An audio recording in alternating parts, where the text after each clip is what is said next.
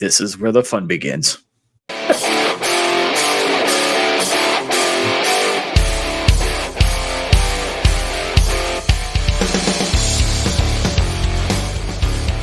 Let me talk to you. What's up, everybody? It's Razorback Zach coming to you once again from inside the hog pen with another pod exclusive, another preview this week of UAB in Arkansas. It is your boy Razorback Zach alongside making his podcast debut is Jesse the Beard Thurman, pinch hitting for our MC tonight. Jesse, dude, got another one in the books, man. You ready? Let's just hope for more excitement come Saturday evening on the post-game show this week. Yeah, let's not relive last week's post-game. That was that was a little angry on that Saturday night, wasn't it? Yeah, that was a little aggravating. Our guests today, they kind of had the same sentiments in their post-game podcast this past weekend. And we're gonna get to him, and I'm gonna ask him, what hurts worse, their loss or ours. But our guest today, helping us preview UAB, is Duncan from the Blazer Victory Podcast. John, welcome to Inside the Hog Pen, man. Hey, thanks, Zach and Jesse, for having me. Glad to be previewing another football game. I mean, you asked the question like, which hurts worst? Letting the game slip away or just getting beat down. I don't know. I mean, they both suck, but I guess I would rather just get beat down instead of letting that game slip away. I tell you, losing, no matter how you losing sucks in general. But you guys played Louisiana Monroe last week, and were there any positive takeaways? I know the score didn't kind of show it, but you guys got a good football team. I mean, you're better than what that game kind of showed. Well, I sure hope so. I mean, the one positive for UAB fans to take away from this Louisiana Monroe game is the defense played well. And this was one thing, this is year 2 under Trent Dilfer. Last year, the defense was abysmal. Like this was one of the worst defenses in the country last year. But really proud of UAB's defense, how they, you still give up 32 points, but 7 of that was a pick 6, and special teams, getting a block punt, and the ULM offense having a short field to, hey, you're going to give up some points in those situations, but really the one positive to take away, at least for UAB fans, was the defense played better, at least so far this season compared to last year. So as far as the Arkansas game goes, how do you guys prepare for – I'm not really going to say – Jesse, I'm not really going to call us an SEC juggernaut because we're not. We are not an SEC juggernaut. But how do you – the best way to phrase it, Zach, would probably be how do you prepare yourself for the size and athleticism of an SEC quality team? Well, yeah, and if you want to go a little bit more general than that, how do you guys prepare for a Power 4 team like Arkansas? Yeah, I mean, it's a bye game. I mean, let's call it what it is. I'm not sure entirely how much Arkansas is paying UAB to come up there. I mean, I would think right around $1 million. It's a bye game. UAB is used to these every year. UAB has a bye game. Last year was Georgia. A couple years ago, I think it was also Georgia. But UAB's every year they have to take these paychecks. Now UAB has not beaten a Power 4 team in a long time. So most of the time UAB has not been competitive in these ball games. So you ask how does UAB can prepare for this game? I think if you're UAB, you just have to look in the mirror, and there were a lot of issues coming out of that ULM game, especially on the offensive side of the ball, which is supposed to be UAB's strength. You got Jacob Zeno returning, put up school record numbers last year. He had probably one of his poorest games in the last couple of years. So you just have to, if you're UAB, you just have to look yourself in the mirror like, hey, we can't let ULM beat us twice. Obviously you go in there to win the game, but realistically, like, just put a respectful showing and keep it close late in the third quarter and have a chance at the upset. I mean, that's all you really can do. Talking about an upset, and again, my fans may actually come after me for this, but don't count out the little guy. Okay, just a prime example: Notre Dame, Northern Illinois. 28.5 point underdog, and took the check and took the win. All right, don't ever count out the little guy. But Arkansas and UAB, as far as series history, one game is all you have to go on. One game, 2014, 45-17. A lot has changed in that time. The game has evolved. The game has changed. Coaching, recruiting, everything about college football has changed from that moment. When you look at these, give me your best. Give me your own opinion about the matchup that you're looking forward to the most. I mean, I want to see UAB's offense against Arkansas's defense. I mean, I really think, not getting into the end zone once, not even really threatening to get in the end zone this past Saturday against ULM is what I look forward to seeing the most. And, I don't know if, a lot of your listeners, Arkansas fans, really understood what UAB went through at ULM this past week. So I'll give you just a little rundown. So ULM's head coach is Bryant Vincent. When Bill Clark stepped down, who was the old UAB coach, he stepped down the summer before the season. He appointed Bryant Vincent, the offensive coordinator, to be his interim head coach. Okay, season, he takes UAB to the Bahamas Bowl. However, UAB administration does not offer him the job. They go for Trent Dilfer. So Bryant Vincent goes to New Mexico for 1 year to be the offensive coordinator, and then now at ULM. So he was motivated to beat UAB, and he sure as hell took it to him in that beatdown 32-6. So very weird game, but from start to finish, just UAB just got beat down, and ULM really looked like the more motivated team this past Saturday. That's kind of like Bobby Petrino at Texas A&M last year, taking it to us at Arkansas, because a couple of years before that, Zach, you can speak on this because you spoke on it before. When he was head coach at Missouri State, he walked into Donald W. Reynolds Razorback Stadium and he had us really beat. Pulled off the upset of the year. He had us beat again when he was at Missouri State. Not even going to lie about that. Not even going to lie about that. That was, oh God, that brings back bad memories. I know you said you're really looking forward to the high-powered offense. I know one problem y'all had last weekend was offensive line play. Is that something that you're accustomed to, or was that something because we've got some big boys on that D line, and while they couldn't get pressure on Alan Bowman to save their lives, they shut down Ollie Gordon.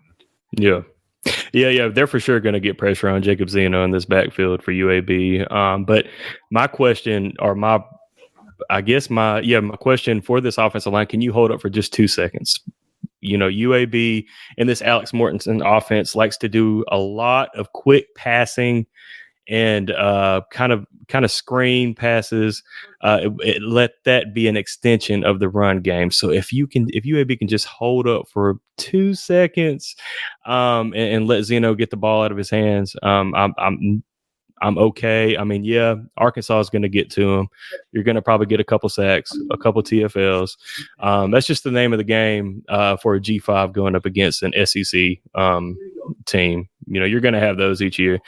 But I just want to see UAB's offense try to get back to what they were last season.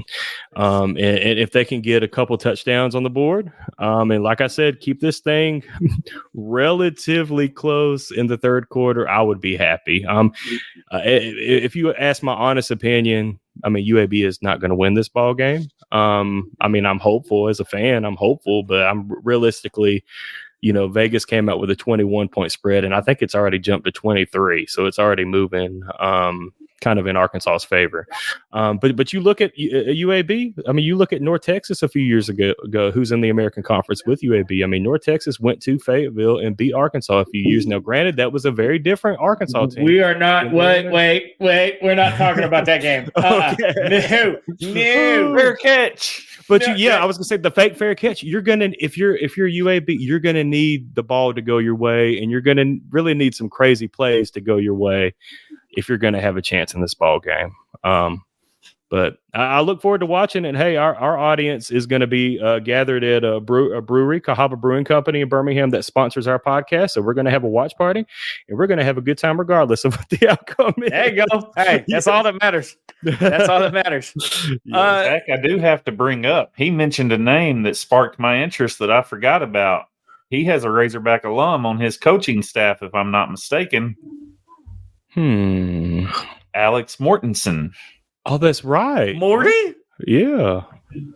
Okay. Yeah, I love Alex Mortensen, man. I really do think. I'm not going to lie. I kind of forgot about him. He's going to be a head coach one day. This guy is sharp as can be. I mean, you get it from his dad. RIP. I mean, was an analyst for years and years for ESPN, and he's one of the sharpest young minds in college football. And hell, he spent 6 or 7 years under Nick Saban, so training under one of the best there ever is, and probably ever is going to be. To coach the game. But yeah, I think Mortensen's sharp, and he's going to be a head coach someday. I know his name came up when we had some openings up here on the Hill with the coaching changes this year. His dad, may he rest in peace, had a home right down the road from where I live in Bella Vista. Wow. Has a lot of ties up here in Northwest Arkansas. A lot of our guys that have been around since before Zach or I were even born covering the Hogs. He had ties with them. So when I heard Mortensen, that kind of... And I wish MC was able to be on tonight because he's our group elder, and he could speak a little bit more to the Mortensen connection here at Arkansas. He's going to love that when he edits this.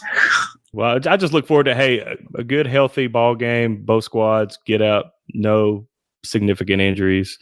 And UAB's got a bye week next week, so we're just trying to get to that bye week. Yeah, I'm looking at your schedule, and you've got teams like Navy, Tulane, at Army, South Florida, Tulsa, and then UConn and Memphis, and then you round out the season with Rice and Charlotte. Out of the ones that are left, where do you see UAB ending up at the end of the season in the American Athletic Conference? I wish you would have asked me before the Louisiana Monroe game last week. But you ought to hear. You should have heard some of our predictions with the Razorbacks before the season, and we were all like 2-10, 3-9, and now we're just like, I don't know at this point. Yeah, I mean, I really think if you're Trent Dilfer and this coaching staff, you need to get to a bowl game. So I mean, anything 6-6 or higher would be a win in my book.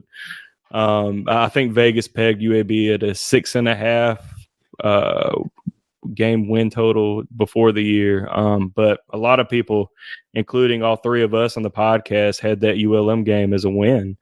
Now you're probably going to beat UConn. You're probably going to beat Rice, Charlotte. So that's 3.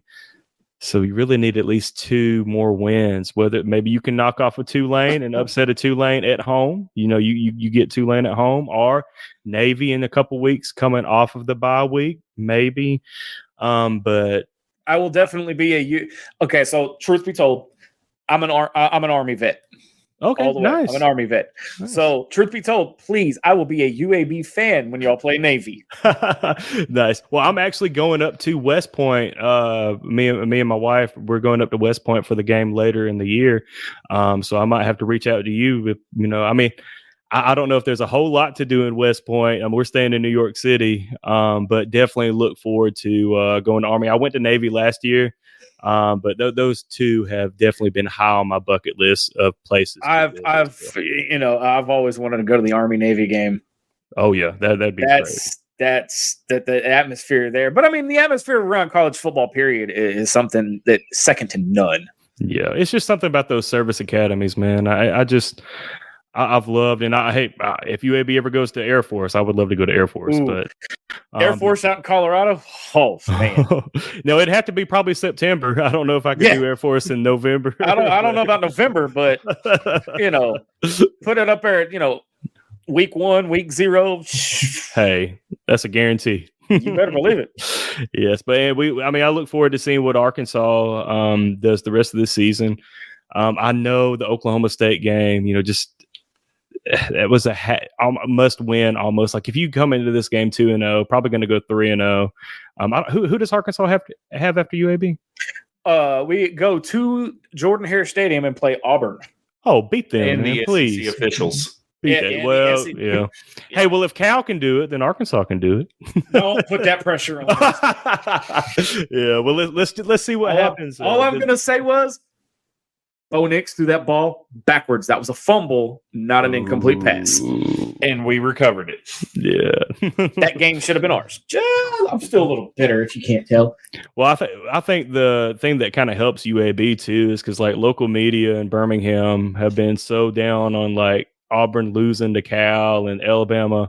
I mean, they ended up killing South Florida, but that game was really close in the fourth quarter. That kind of UAB's terrible loss kind of slid underneath. So hopefully UAB will be motivated to, at least make this game respectful this Saturday. And we'll see what happens. That's a bonus point for y'all. Y'all got some other colleges around to kind of take the heat off when something happens. Here, it's hogs or nothing. It's just what Arkansas State's there. But wait a minute. We got Arkansas State. No one covers Arkansas State, and since somebody's not on here with us, I can say it. When the referees gift them a game against the actual other school in the state, I wasn't going to say anything. Yeah, that was terrible, man. That was terrible. I think Mark Curls was officiating that game. But it's bad. Like when the Sun Belt comes out, probably shouldn't have been a score. Like, come on now. That UCA Arkansas State game, that has been a rivalry. That is a true in-state rivalry. I used to live in Conway. I used to go to the Stripes all the time and see the Bears play. I love the Bears. So. We also have a Division II national champion with Harding. Yes, they beat Colorado School of Mines in the national title game last year. And they probably could have beat Arkansas last year with that triple option. Well, I wish that UAB would have got them last year instead of this. I honestly believe y'all would have beat us last year. Hands down. I think that would, Still, we had to go to Georgia. So, one thing y'all said on your podcast, I'm going to get a little off track and in the weeds here, Zach, and I'm the EP, so I can do that. Another reason I wish MC was on tonight. He takes a pop. Y'all said y'all are ready for basketball season. Yes. Let me tell you what. The basketball hype in Arkansas, as MC says, he has become a deep sea diver in the Kool-Aid for Arkansas basketball after this offseason. I'm still not sold. Oh, you got Calipari. Zach, you don't count. So truth be told, I'm the football guy on staff. Like I eat, sleep, and breathe Razorback football. I'm enough of a fan for basketball to kind of keep up with my co-host MC. But that dude eats, sleeps, swims, works out, everything college basketball, and especially Razorback basketball. Like he will run circles around me. Well, let me ask y'all this: as Arkansas fans, like, does that put more pressure on football? With that hire for basketball, or do you think it might? Like if Pittman goes 6-6, is he safe for another year? Yes, unfortunately, he's safe at 6-6. He's safe. Too much to firing. He's safe at 6-6. He's safe at 6-6. Does it? As far as your question of what does it put more pressure on the football program? No. Okay, so I guess it puts less pressure on them. I mean, since I think it puts more pressure on it on the basketball program itself with the hire of Calipari than it does any of the other programs. Because and then administrative pressure with the NIL, because I'm going to go ahead and say what we said on our post-game show. RAD did not hire John Calipari. John Tyson hired John Calipari. I mean, you're not and too far also wrong. wrote a blank check to the university for NIL in the process. So now we're trying to figure out, well, if we can get all this NIL for basketball, where's our football money at? Yeah. Where is it going to come from? That's where I was going to go, or where I was going with that question. Like, does that kind of dry up the NIL for football, and it just goes primarily to basketball now? And it's kind of like what? Well, I mean, you'll agree with this: winning cures everything. Yeah. You know, the problem with Arkansas fans is the toxicity. We're 2 games into the season, and they're already turning on Sam Pittman and the coaching staff. Because they want that instant gratification. Yeah. They want to win. They want to win right now. And when you do win big, like we had in 2021 with the Outback Bowl and the 9-3 season and all the trophy games we won in the regular season, then you turn around and you barely go 7-6, taking Kansas, a mediocre Kansas team, to 3 overtimes. Yeah. People are going to start turning on you, you know? But the problem is we weren't even supposed to beat or contest with Oklahoma State. Mm-hmm. Similar to how UAB was with ULM. You know, you had it as a win. Nobody saw this one-sided victory coming. Mm-hmm. You take Oklahoma State to the wire. And shut down Ollie Gordon. No, you're good. I mean, our text thread was popping in that first half, and we were like, "Oh my God, Arkansas is looking so good." Dude, I was telling Jesse, I was sitting there going, okay, I'm the one that's not drinking the Kool-Aid. All right. I am staying far away from the football Kool-Aid, especially after the 70-0 beatdown we put in week 1 against Arkansas Junior High School. Yeah, Pine Bluff, yeah. That first half, at halftime, I'm sitting here looking at the Kool-Aid going, I wonder what this shit tastes like. John, let me ask you this. So we've talked about it amongst us, and like I said, Twitter and the cesspool that it is going wild with Fire Sam Pittman. From what you've seen of the game, what do you think was the main factor in us letting it slip away and losing the game? Do you think it was coaching, players? What do you think there? Turnovers. I mean, you can't turn the ball over. I mean, what was it? 3 turnovers in that game? 4, sorry. At critical points. I mean, I think a couple of them, it might have been all of them, were turn the ball over in Oklahoma State territory. I mean, you can't do that. And I mean, you mentioned the missed field goals. I mean, if you're going to win a game on the road, the number one ingredient to winning a game on the road is don't turn the ball over. Don't beat yourself. I mean, can you blame coaching for that? I mean, they put the players in situations to take advantage, and the players just didn't take advantage of it, and they turned the ball over. So I think the number one reason why Arkansas lost to Oklahoma State was the turnovers. That allowed Oklahoma State to make it a game, and in the end, win the game. And that's in the second half, that's essentially what they did was they beat themselves, But unfortunately, to us Arkansas fans, that was the most Arkansas thing they've ever done. Is they came out strong. They came out strong in the first half, and we were like, "Heck yeah, we're gonna win. We're gonna do this. Holy crap, we're gonna knock them off." And then they crapped the bed in the second half. I will say, though, that 4th and 1 call in overtime was stupid. I was like, are you just running a straight up halfback dive or whatever it was? I was like, man, I saw that. I was like, are they running? You talking about the one to end the game? Yeah. Did I not say it, Jesse? I need to go back. Both said it. I need to go back and listen to y'all's post game. Yeah. I've analyzed the game of football since I was 16 years old. Okay. I've never played it down. I've been the nerdy kid in the freaking stands with a notepad. You cannot tell me that Oklahoma State was not expecting the run on that play. You can't tell me they weren't ready for that. At least do an RPO or something. Like, I mean, the quarterback, number 10, I forgot his name for Arkansas. Taylor Green. Oh, yeah. Hell of a game. I would have just put it in his hands, like RPO, like, hey, if there's somebody open, quick pass. If not, you tuck it and run. Well, but at the same token, though, when you throw a wide open pass to a wide open receiver and he drops it and catches it. Yeah. 2 of them that were walk-in touchdowns. Again, not necessarily the turnovers, but there was multiple layers to that. Mm-hmm. I blame it all on player execution. They proved they could execute against UAPB, and then they failed to execute and cracked under pressure against Oklahoma State. Another one, wheel route, Rodney Hill, wide open on the sideline. No one anywhere near him. He's going to dance into the end zone, and Taylon Green hits him in the shoelaces. All right, Zach. So what are your keys to victory for the Hogs? What do we need to see? Well, the obvious answer is execute.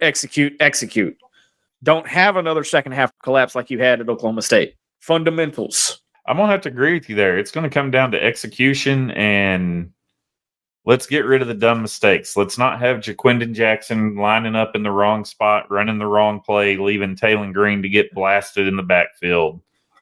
Let's clean up the accuracy on passes, and let's just play sound football. We play sound football, and Arkansas will win this game handedly. No offense to UAB, but if we play like we played against UAPB, we will handle our business and win the first one at Donald W. Reynolds Razorback Stadium this year. I got another one, and I'm gonna turn it over to John. Do not. If you're the quarterback, whether it be Taylon Green, whether it be Malachi Singleton, KJ Jackson, whoever, don't run backwards. Zach, you're going to have to give that one up because one time did it end badly. Multiple other times it was very positive outcome. I understand that, but I will die on this damn hill. So number one key to victory for UAB is to make Arkansas run backwards. That's the number one key to victory. Okay, that was good. I'll give him. That was good. I like this guy. He's quick. Ooh, yeah, y'all are fun, man. But seriously, you don't turn the ball over. Through UAB through 2 games has turned the ball over 6 times. You cannot turn the ball over once in this game, especially on the road in a hostile environment. Almost 80,000 screaming fans, all red and white. You cannot turn the ball over. Number 2, red zone efficiency. If UAB is able to have success on the offensive side of the ball, you've got to convert 6 points. You can't even attempt a field goal. You need to get 6 points. And I think Trent and the staff will be really aggressive if when they enter the red zone, because UAB doesn't have anything to lose. I mean, we're going to get a paycheck either way. So play aggressive, capitalize in the red zone. And number 3, defensive stops on third down. I'm going to be interested to see, looking at the stats after this ball game, to see how UAB's defense handles Arkansas's prolific offense on third down. It's a guarantee Arkansas is going to move the ball up and down this field on UAB. But what are you going to do 3rd and 6, 3rd and longer? Can you create mistakes? Can you create Arkansas into making some mistakes like they did in the second half last game? Then I think those 3 things, UAB can have a chance to have a respectable showing this Saturday in Razorback Stadium. Well, I'll tell you, for your fans that are traveling to Fayetteville for the game, there's not an atmosphere out there like the University of Arkansas. I know some people that are traveling. We might talk a lot of crap during game time, but pre and post game, we'll walk up to you, shake your hand. Yeah, hey, y'all be safe getting back to Birmingham, Alabama. I love it. So you're not like an Alabama fan, right? Like if you go to Bryant-Denny Stadium or Auburn, even Auburn and Jordan Hare, like kind of picking at you. We have to go to LSU every other year, so we try to be as different from LSU as possible. Oh yeah, we do have some fans that are insufferable. Hey, every fan base does. Every fan base. We're going to invite you into the tailgate. We're going to give you a pulled pork sandwich and a cold beer. All right, John. For any of our fans that are interested, tell them where they can find you and what y'all got going down there at Blazer Victory Podcast. Yeah, so we're on YouTube like y'all are, and Apple Podcasts, Spotify, wherever. But hit us up on @BlazerPod on Twitter. We should have our Arkansas game preview out probably Wednesday afternoon-ish. But yeah, come on in and check us out. If you really want some entertainment, you can check out our ULM postgame podcast that we did the other night. That was really entertaining.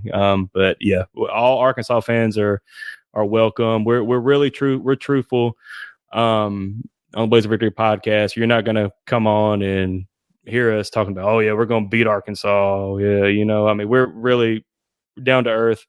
I think we produce really good content. So welcome all Arkansas fans to check us out at Blazer Pod on YouTube and Twitter.